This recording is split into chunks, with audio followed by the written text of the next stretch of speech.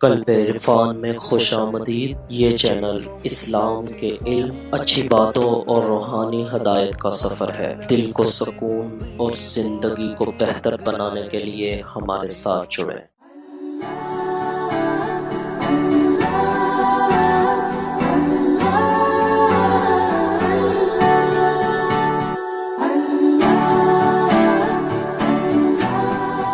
اور پہلے وقتوں میں ان شہروں کا، ان نسبتوں کا اتنا خیال تھا، تو حضور علیہ الصلوۃ والسلام کی ذات پاک کے ساتھ ایک امتی کا جو رشتہ محبت ہے اور رشتہ عشق ہے، اندازہ کریں اس کو زندہ و برقرار رکھنے کے لیے ایمان کتنے تقاضے کرتا ہوگا۔ وہ جو عشقی رشتہ ہے، حبی رشتہ ہے، مگر بدقسمتی اور بد نصیبی کے اس دور میں وہ رشتے مجموعی طور پہ اپنی جذباتی کیفیت سے خالی ہو گئے، جذباتی کیفیت سے خالی ہو گئے ہیں، اور وہ رشتے یا عقل تک رہ گئے ہیں یا صرف بدن تک رہ گئے ہیں۔ جب سارے دین کے ساتھ رشتے مادی کیفیت میں بدل گئے ہیں، اسی طرح امت کا رشتہ رسالت جو ہے اور امت کا نسبت نبوت، حضور علیہ السلام کی بارگاہ اقدس کے ساتھ تعلق بھی مادی تعلق میں بدل گیا ہے، ظاہری تعلق میں، فکری تعلق میں، اعتقادی تعلق میں، اطاعتی تعلق میں، اتباعی تعلق میں بدل گیا ہے۔ اور وہ جو رشتہ محبت تھا، وہ جو بے ساختہ آنکھوں سے آنسو برسا دیتا تھا، جس سے دل میں ایک تڑپ آ جاتی تھی، ایک کیفیت روح میں پیدا ہو جاتی تھی، اور مدینہ پاک کا ذکر سن کر مسلمانوں کے دل بے چین ہو جاتے تھے، آقا کی زلفوں کا ذکر سن کر ایک کیفیت ہوتی تھی، مدینہ پاک کے کوچوں و بازار کا ذکر سن کر وہ جو کیفیت ہوتی تھی، وہ کسی کو سمجھ آئے یا نہ آئے کہ اس کیفیت کی اہمیت کیا تھی، حق یہ ہے کہ اسی کیفیت سے ایمان زندہ تھا، اسی کیفیت سے ایمان زندہ تھا۔ آج وہ کیفیت کچھ مادیت نے نکال لی ہے، اور کچھ مذہب کا جو ایک عجیب تصور دیا جا رہا ہے دور جدید کا، کچھ کیفیت اس تصور نے کاٹ کے رکھ دی۔ دین کی جتنی دعوت اور تبلیغ پر محنت ہو رہی ہے، اس میں سارا زور ظاہری رشتوں اور ظاہری اعمال پر ہے، مگر قلب اور روح کا جو عشقی اور حبی رشتہ تھا آقا علیہ السلام کی بارگاہ کے ساتھ، وہ توڑا جا رہا ہے۔ یہ سوال کا جواب ہے، کوئی پوچھ سکتا ہے یہ کیا ہے؟ 2 گھنٹے سے بٹھایا ہوا ہے اور نعتیں سنے جا رہے ہیں، میاں محمد کا کلام سنے جا رہے ہیں، ٹنگیوں وچ ٹکراں اور عشق تیرا جے پانی منگے کھو نینا دے گیڑا، یہ کیا چیزیں ہیں؟ آج کا ذہن سوچتا ہے کہ یہ کیا باتیں ہیں؟ عمل کی بات کرو، فکر کی بات کرو، نظریے کی بات کرو، دور جدید میں کیا ہو رہا اس کی بات کرو۔ یہ تم حضور کی زلفوں کی باتیں کرتے ہو بیٹھ کر، عشق و محبت کی باتیں کرتے ہو، مدینہ کے کوچوں و بازار کی باتیں کرتے ہو، اور پھر روتے ہو اور ایک مصرے کو بار بار سنتے چلے جاتے ہو۔ یہ سارا کچھ کیا ہے؟ وہ ذہن جو رشتہ محبت کی کیفیتوں سے خالی ہے، وہ دل جو عشق کی نسبت کی لذتوں سے خالی ہے، اور جس کی روح میں آقا علیہ السلام کے تعلق کی وہ روحانی معموری نہیں ہے، جس نے حضرت بلال کی طلب کو نہیں دیکھا،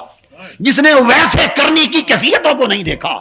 جس نے صدیق اکبر کے جگر کو فراق رسول میں اس طرح تڑپتا نہیں دیکھا جس طرح بوٹی گنگارے پر تڑپتی، جس نے فاروق اعظم کو مدینہ شہر کی گلیوں میں حضور کے فراق میں ایک ایک دروازے پر کان لگاتے نہیں دیکھا،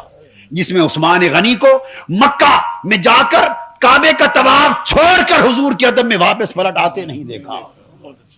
جس نے ان اشاق کی کیفیتوں کو نہیں دیکھا، وہ ذہن سوچتا ہے کہ یہ کیا ہے؟ یہی ایمان کی جان ہے، یہی ایمان کی تحریک منہاج القرآن کے قیام کا میں سمجھتا ہوں مقصد اولی اس دور میں مسلمانوں کی روحوں میں آقا کے عشق کی طلب کو پھر سے بھر دینا ہے،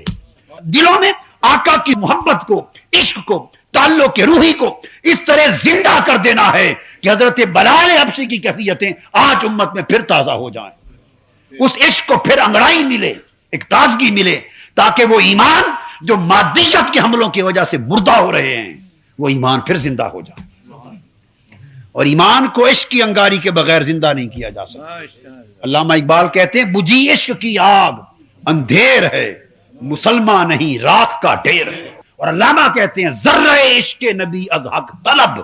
اے مسلمان اللہ سے عشق نبی کا ایک ذرہ طلب کر لے، ہر کے عشق مصطفیٰ سامان اوست، بحر و بر درگوش ہے دامان اوست۔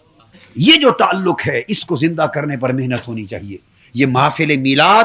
یہ محافل نعت، یہ محافل صلاۃ و سلام، میرا تو دل نہیں کرتا جب ایسی محفلیں ہو تو خطاب کرنے کو، سچ بات ہے، مجھے تو دھکے سے مجبور کر دیتے ہیں دوست، بے کریں تو میں کر دیتا ہوں۔ میرا تو اپنا دل کرتا ہے کہ جتنے گھنٹے بیٹھیں بس کوئی راگ الاپتا رہے یار کی زلفوں کا، اور ہم بھی سنتے رہیں، سر دھنتے رہیں،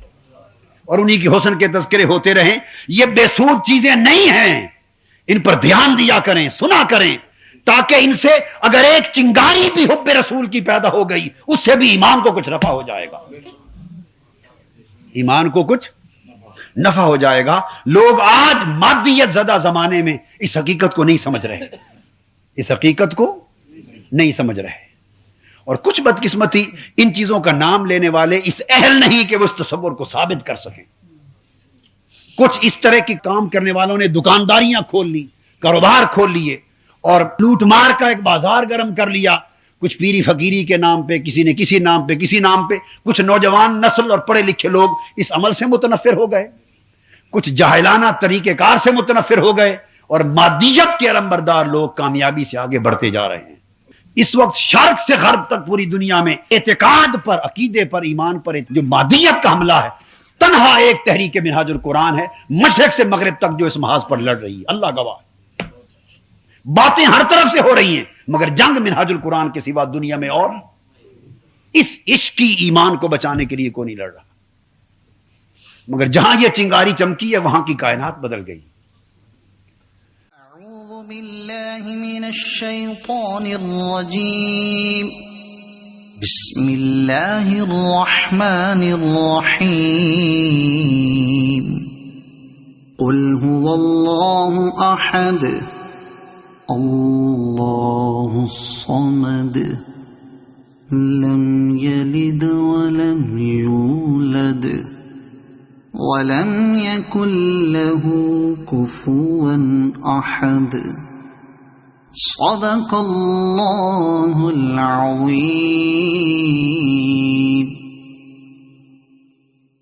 اعوذ باللہ من الشیطان الرجیم، بسم اللہ الرحمن الرحیم، قل اعوذ برب الفلق من شر ما خلق ومن شر غاسق اذا وقب ومن شر النفاثات في العقد ومن شر حاسد اذا حسد، صدق اللہ العظیم۔ اعوذ باللہ من الشیطان الرجیم، بسم اللہ الرحمن الرحیم، قل اعوذ برب الناس ملک الناس الہ الناس من شر الوسواس الخناس الذي يوسوس في صدور الناس من الجنة والناس، صدق اللہ العظیم۔